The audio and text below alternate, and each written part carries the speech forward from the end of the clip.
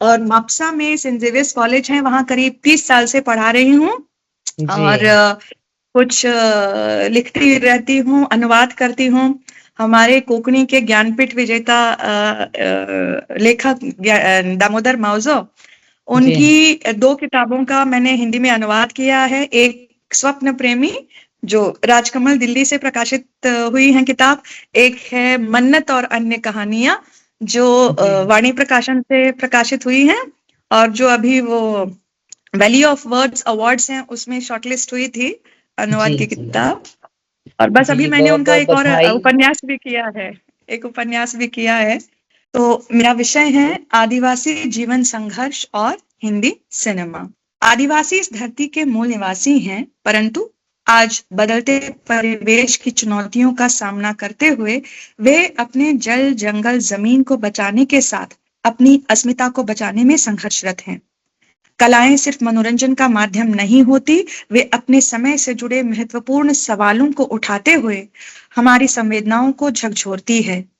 Cinema आधुनिक युग का प्रभावी दृश्य श्रव्य कला प्रकार है, जिसमें बहुत बड़े जन समुदाय तक पहुंचने की शक्ति है।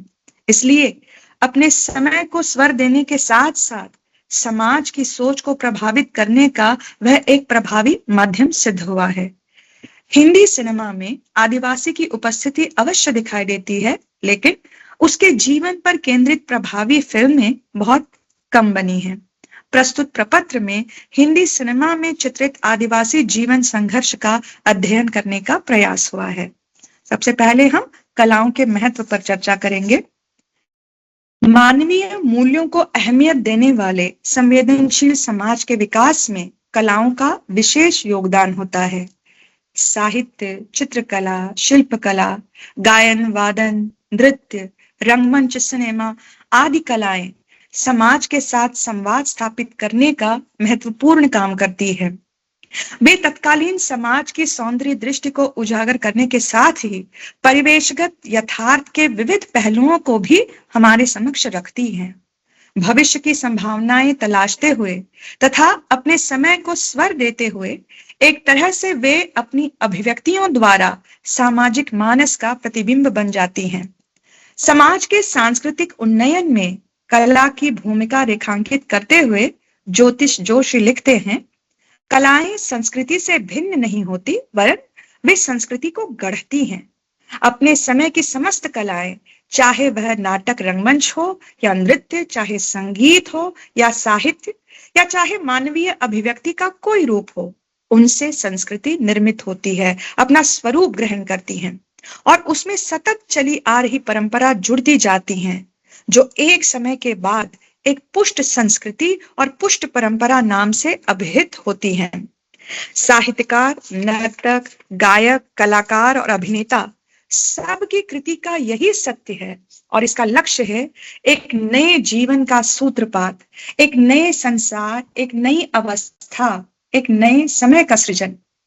कला का आशय यही है जो सरहृदय की आत्मा को परिष्कृत कर उसे नए सिरे से गढ़ती है। उद्धरण समाप्त। सिनेमा आधुनिक युग का एक महत्वपूर्ण कला प्रकार है।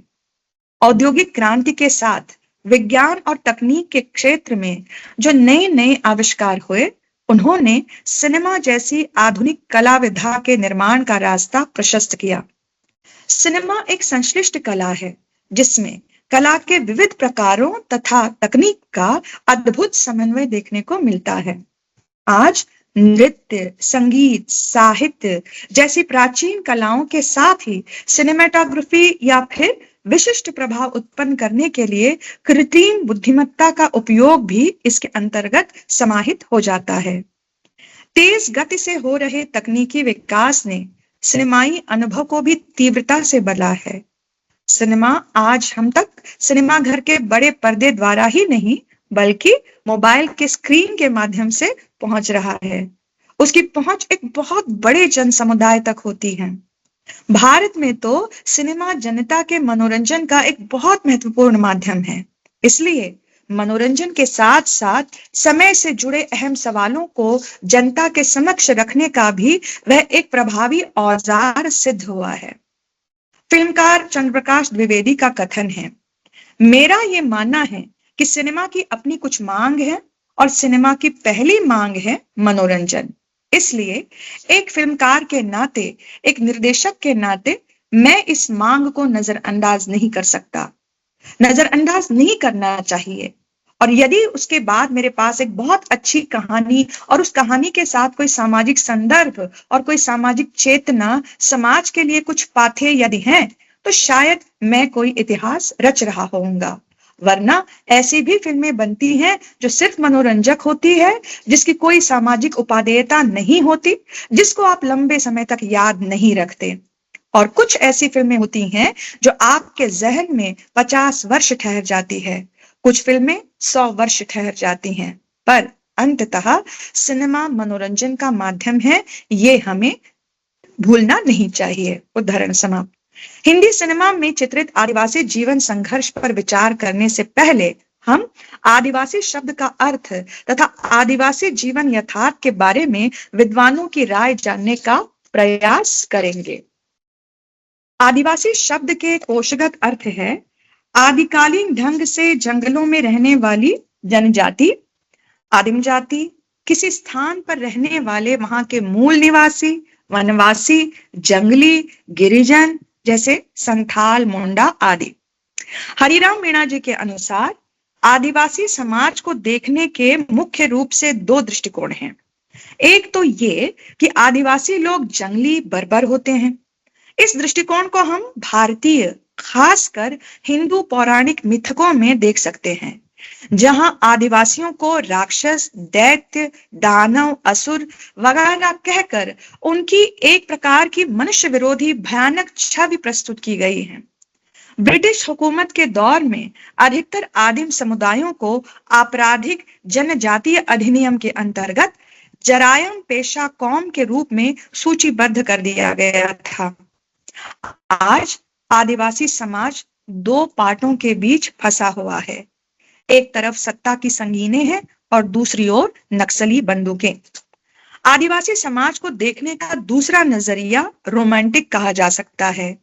रोमांटिक चश्मे से जब आदिवासी को देखा जाता है तो यह प्रतिक्रिया आती है कि समृद्ध प्रकृति की गोद में आदिवासी मस्ती के साथ नाचता गाता रहता है। इस चश्मे से आदिवासी को देखने वाले इस यथार्थ को नहीं देखते कि आदिवासी समाज 100 तरह के अभावों से घिरा है। आदिवासी जीवन दर्शन तथा तथाकथित शहरी सभ्य समाज के आदिवासियों के प्रति व्यवहार से संबंधित प्रसिद्ध भाषाविद, आलोचक तथा आदिवासियों के लिए कार्य करने वाले प्रोफेसर गणेश देवी का यह कथन उल्लेखनीय है। वे कहते हैं, संचय करना आदिवासियों की प्रवृत्ति नहीं है। धन संपत्ति, जमीन और जानवर पर स्वामित्व उन्हें एक सीमा तक ही भाता है। अतः उनके श्रम का उद्देश्य केवल संपत्ति जोड़ना नहीं है। वे सामुदायिक हित के कार्यों में श्रम का उदारता पूर्वक योगदान करते हैं। वे जीने के लिए काम करते हैं, काम करने के लिए नहीं जीते हैं। वे अपने समाज के नियमों के प्रति बहुत संवेदनशील होते हैं, परंतु अन्य किसी नियम और कानून के प्रति पूरी तरह उदासीन और बेफिक्र। इसलिए जब आदिवासी समाज के सामने हत्या का मामला आता है तो अपराधी स्वयं को तुरंत पुलिस के सामने पेश करने में तनिक भी विलंब नहीं करता है। अदालत में अपना जुर्म कबूल कर लेता है और हमारी जेलों में सालों सजा काटता है। जिन लोगों को हम सभ्य और शिष्ट बनाना चाहते हैं, वे हमसे ज्यादा सभ्य और शिष्ट है। सच्चाई ये है कि हमें उनसे सीखने की जरूरत है, परंतु दुख की बात यह है कि काफी समय से हम बिना सोचे समझे उनकी महान सभ्यता और संस्कृति को नष्ट कर रहे हैं। हमने आदिवासियों को क्या दिया है? प्रस्तुत सूची उसका एक लेखा जोखा है। फॉरेस्ट एक्ट या जंगल के अधिनियम, क्रिमिनल ट्राइब्स एक्ट और हैबिचुअल ऑफेंडर्स एक्ट, टैक्स और टैक्स कलेक्टर और अनजान भाषाओं के माध्यम से शिक्षा, रासायनिक खाद, एक कठोर दंड संहिता, समान धर्म का पालन करने का और उसे अपने प्रमाण पत्र में दर्ज करने का दबाव, जंगल के सुरक्षा कर्मी और गैर सरकारी साहूकार, मच्छर और मलेरिया, नक्सल व अन्य वैचारिक संघर्ष वाले समूह, ग्रे हाउंड पुलिस अकादमी, बाहर से परिभाषित अस्तित्व और सतत अवमानना। अब उपर्युक्त विवेचन की पृष्ठभूमि में यह प्रश्न खड़ा होता है कि क्या हिंदी फिल्मों में आदिवासी जीवन के ये चित्र उपस्थित है? आदिवासी को केंद्र में रखकर उसके जीवन संघर्ष का यथार्थपरक, कलात्मक, संवेदनशील तथा प्रामाणिक चित्रण हिंदी सिनेमा में हुआ है? इसका जवाब होगा बहुत कम। अमरेंद्र किशोर लिखते हैं, इतिहास का एक ऐसा कालखंड आया जब किसी चौराहे पर जंगल से बाहर निकलकर आए आदिवासी और देश की शेष आबादी का आमना सामना हुआ। उनमें घुलने मिलने की प्रक्रिया दूध में शक्कर समान हुई। आदिवासी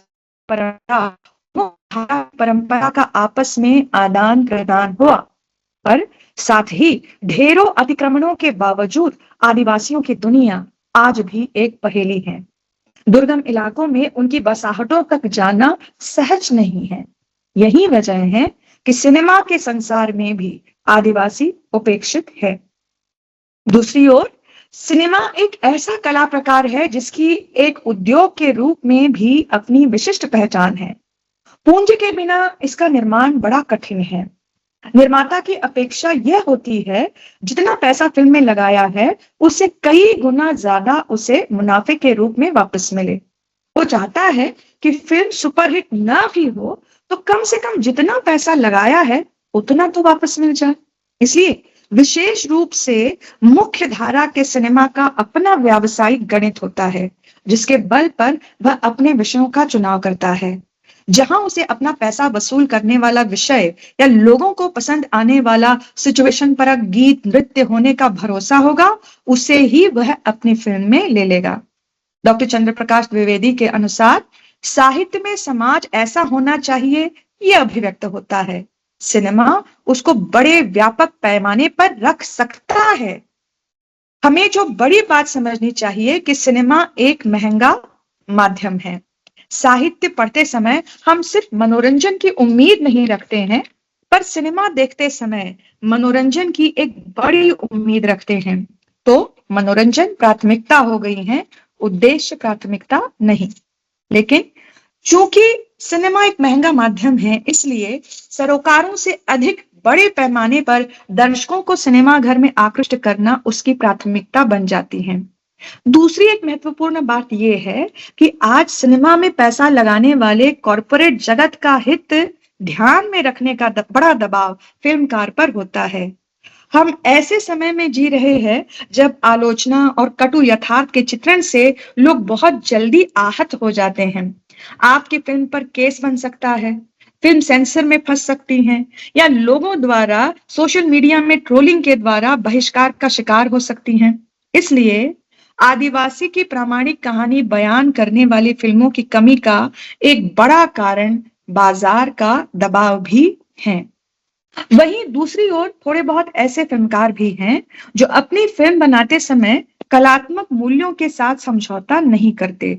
सिनेमाई सौंदर्य शास्त्र का अनुपम उदाहरण बनी ये फिल्में जीवन यथार्थ के कई रूपों का, आम आदमी के जीवन संघर्ष से जुड़े विषयों का बड़ा प्रामाणिक एवं कलात्मक चित्रण करती हैं। ऐसी फिल्में कम बजट, सरकारी वित्त सहायता या आजकल क्राउड फंडिंग द्वारा बनने लगी हैं। इस तरह की फिल्मों को कला सिनेमा, चूंकि वे व्यावसायिक मुख्य धारा वाली फिल्मों के समानांतर थी, इसलिए समानांतर सिनेमा, जीवन यथार्थ को यथार्थवादी ढंग से प्रस्तुत करने के कारण यथार्थवादी सिनेमा आदि कहा गया। परंतु कई बार ये फिल्में केवल कुछ सिनेमा अध्ययन से जुड़े लोगों, कलात्मक सिनेमा के प्रेमियों या फिल्म समारोहों तक ही सीमित रह जाती हैं। 21वीं सदी में ऐसी फिल्में आ रही हैं जो व्यावसायिकता और कलात्मकता के बीच समन्वय साधने में प्रयासरत हैं। वैसे हिंदी सिनेमा में आदिवासी चरित्र की उपस्थिति बहुत पहले से देखी जा सकती है। उदाहरण के लिए मूक सिनेमा के दौर में बनी पौराणिक फिल्मों में आने वाले राक्षस, असुर, वनवासी के रूप में आदिवासी पात्र, परंतु वहां कथानक के केंद्र में आदिवासी प्रसंग नहीं आता था। महबूब खान द्वारा निर्देशित 1942 में बनी रोटी में पूंजीवादी मानसिकता के विरोध में प्राचीन आदिवासी समतावादी मूल्यों को साम्यवादी विचारधारा से जोड़कर प्रस्तुत किया गया है। 1954 में नंदलाल निर्देशित नागिन की पूरी कहानी दो काल्पनिक आदिवासी कबीलों के बीच के संघर्ष की पृष्ठभूमि में आदिवासी जीवन की विशेषताओं और प्रेम की शक्ति को रेखांकित करती दिखती है। भारतीय आदिवासी समाज पूरे देश में फैला है। उनके नाक नक्श, उनकी वेशभूषा, उनकी संस्कृति की अपनी विशिष्टता है, परंतु फिल्मी आदिवासी इन सबका मिश्रण बना सा प्रस्तुत होता है। अधिकतर काले रंग वाला या छोटे कपड़े पहनने वाला, मालाएं, पंछियों के पंख खोसे नाचने वाला, मधुमती, शिकारी, राजकुमार, दो दिल, सावन की घटा, इज्जत, महुआ, तलाश, कारवां वगैरह वगैरह ऐसी फिल्मों के कथानक में आदिवासी पात्र घिसे पिटे फिल्मी स्टीरियोटाइप्स के रूप में प्रस्तुत हुए हैं। कभी एकदम भोले भाले, दिल के सच्चे, प्रकृति की गोद में पले, प्रकृति की संतान के रूप में, कभी बर्बर, कभी बदला लेने वाले, लड़ाकू, जितना ज्यादा प्यार करने वाले उतनी ही ज्यादा नफरत करने वाले, कभी नशे में धुत रहने वाले, कभी कम कपड़े पहन मादक नृत्य करने वाले। अमरेंद्र किशोर का कथन है कि इनमें से ज्यादातर आदिवासी कबीलों का जो स्वरूप गढ़ा गया उसमें या तो उनके कबीले की कन्या शहरी युवा के दिल में जा बैठी या सहायता की याचना सुनकर आदिवासी घनघोर वादियों से बाहर चले आए। दुख की बात है कि इन फिल्मों में आदिवासी समाज का वास्तविक चित्रण देखने को नहीं मिलता। बीती शताब्दी के 8वें दशक में विश्व चर्चित चासनाला कोयला खदान दुर्घटना पर बनाई गई सुपरहिट फिल्म काला पत्थर में कहीं भी आदिवासी नहीं दिखता। सनद रहे चासनाला झारखंड राज्य के धनबाद जिले में है। इसका इलाका आदिवासी बहुल है और दुर्घटना में मरने वाले मजदूरों में ज्यादातर आदिवासी ही थे। जितनी भी फिल्मों में आदिवासी दिखे भी तो वे नायक नायिका के सहयोगी बनकर या कहानी की मांग के अनुसार वन्य अंचलों की घटनाओं का सहारा लिया गया ताकि फिल्म में थोड़ी नवीनता आए, ताजगी आए। आदिवासी जीवन संघर्ष से जुड़ा अहम मुद्दा जल, जंगल, जमीन को बचाने से संबंधित है। अंग्रेजों के जमाने से लेकर बहुराष्ट्रीय कंपनियों के अतिक्रमणों को झेलता आदिवासी समाज उपभोक्तावादी 21वीं सदी की चुनौतियों से जूझ रहा है। मृणाल सेन की मृगया सही मायने में आदिवासी संघर्ष का एक प्रामाणिक चित्रण करने वाली पहली फिल्म कही जा सकती है। भगवती चरण पाणिग्रही की उड़िया कहानी शिकार पर आधारित इस फिल्म में संथाली लोक जीवन संस्कृति को दिखाने के साथ ही जंगली जानवरों से अपनी फसल को नष्ट होते और अपने बच्चों को उनकी भूख का शिकार होते हुए देखने वाले आदिवासी की पीड़ा, कर्ज के बोझ तले दबे आदिवासी की त्रासदी, निर्दयी महाजन के शोषण का शिकार हो रही आदिवासी स्त्री और अंग्रेजी शासन तंत्र तले पिसने वाले आदिवासी समाज का सशक्त चित्रण हुआ है। आदिवासी के प्राकृतिक संसाधनों को हथियाने का सिलसिला जहां से प्रारंभ होता है, वहां से लेकर फिल्म की कहानी के समय तक जो आजादी मिलने से पहले का समय है, आदिवासी और औपनिवेशिक शासक के बीच चले आ रहे संग्राम को यहाँ दिखाया गया है। यहाँ आदिवासी को अन्याय के विरुद्ध खड़े होकर अपने समुदाय के अधिकारों के लिए लड़ने वाले वीर, निडर, अंग्रेजों तथा सूदखोर महाजन के विरुद्ध विद्रोह करने वाले व्यक्ति के रूप में प्रस्तुत किया है। गोविंद निहलानी की आक्रोश शासन के कुचक्र में फंसी सत्ताधारियों, जंगल के ठेकेदारों के पैरों तले कुचली जा रही आदिवासी अस्मिता का यथार्थ दिखाती है। जगमोहन मुंद्रा की 1984 में बनी कमला भील जनजाति की लड़कियों के देह व्यापार से संबंधित सत्य घटना पर आधारित है, जो शहरी और आदिवासी समाज में स्त्री की स्थिति पर वक्तव्य करती हैं। जमींदारों, महाजनों, बहुराष्ट्रीय कंपनियों, भ्रष्ट सरकारी तंत्र के विरोध में आदिवासी के अधिकारों के लिए लड़ने वाले क्रांतिकारी या नक्सली संगठनों के संघर्ष पर आधारित कई फिल्में बनी हैं, जिनके कथानकों की अलग अलग दृष्टिकोणों से प्रस्तुतियां हुई है। निर्माता निर्देशक की विचारधारा, पूर्वाग्रह आदि का इन पर प्रभाव देखा जा सकता है। इसके अनुसार वे कभी नक्सली या क्रांतिकारी बने आदिवासी को क्रूर, हिंसक आतंकवादी के रूप में, कभी आर्थिक दृष्टि से मजबूर, लाचार आदिवासी को दिकुओं, गैर आदिवासियों के उत्पीड़न का शिकार होने पर हाथ में बंदूक उठाने वाले विद्रोही के रूप में दिखाते हैं। मणिशंकर द्वारा निर्देशित टेंगो चाली में क्रांतिकारी बने आदिवासियों को शासन से लड़ने वाले क्रूर आतंकवादी के रूप में दर्शाया गया है। विवेक अग्निहोत्री की बुद्धा इन अ ट्रैफिक जैम माओवादियों और शहरी बुद्धिजीवी के संबंध को दिखाती है। सुदीप्तो सेन द्वारा निर्देशित बस्तर द नक्सल स्टोरी नक्सली आंदोलन को कुचलने के प्रयासों पर केंद्रित है। मणिरत्नम के निर्देशन में बनी दिल से उत्तर पूर्व में फैली सरकार विरोधी आतंकी गतिविधियों की पृष्ठभूमि में मानवीय संबंधों की गर्माहट को रेखांकित करती हैं।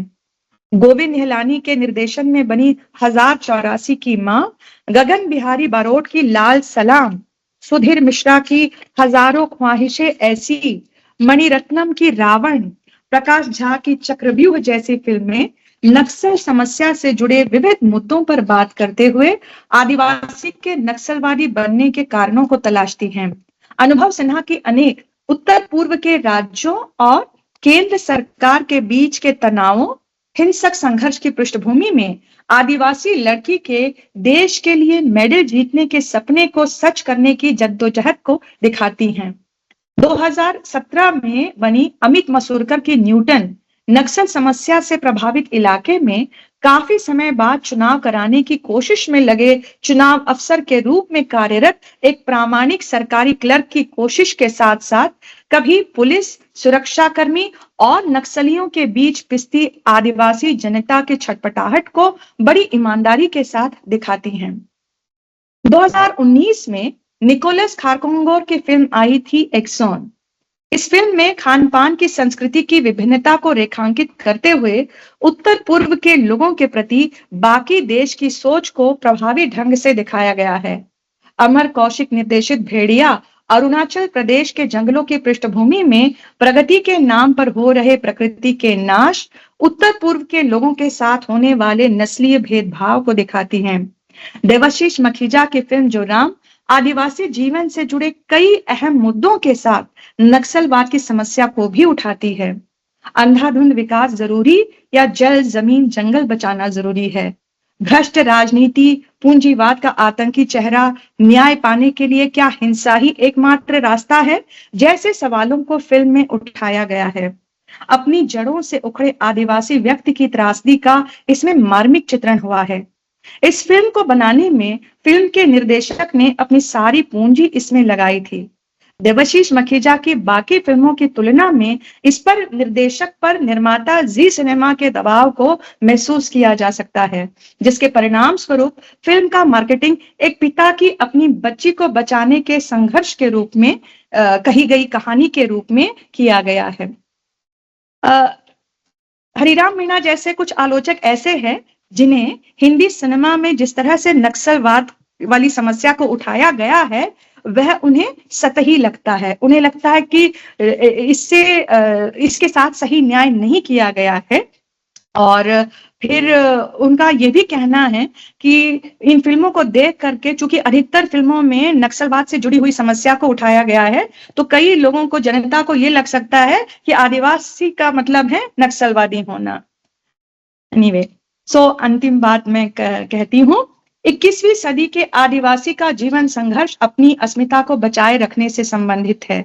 बदलते समय की चुनौतियों से जूझने वाले शिक्षित आदिवासी के जीवन संघर्ष के रूप बहुआयामी है। उनका विश्वसनीय ढंग से चित्रण करने वाली हिंदी फिल्मों की कमी निस्संदेह चिंताजनक है।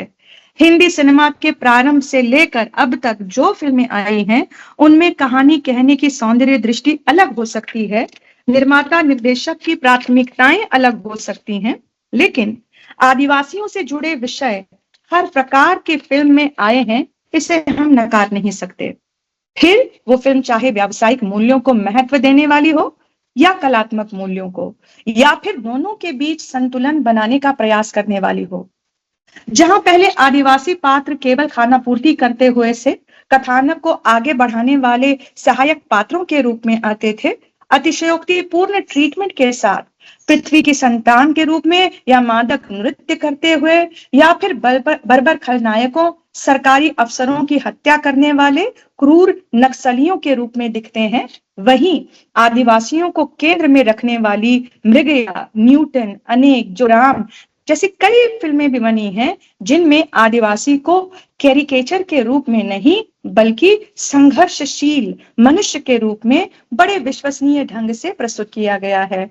एग्जॉन, अनेक, भेड़िया जैसी फिल्में भारतीयों की नस्लवादी मानसिकता की ओर हमारा ध्यान आकर्षित करती हैं। इसमें कोई शक नहीं कि अभी तक जो आदिवासी केंद्रित फिल्में बनी हैं उन्हें निकोलस कोरकोंगार जैसे अपवादों को छोड़कर अधिकतर गैर आदिवासी फिल्मकारों ने बनाया है। ये सही है कि हिंदी सिनेमा में आदिवासी जीवन को ईमानदारी से प्रस्तुत करने के प्रयास बहुत कम हुए हैं, लेकिन आशा की बात यह है कि यह स्थिति धीरे धीरे बदल रही है। धन्यवाद।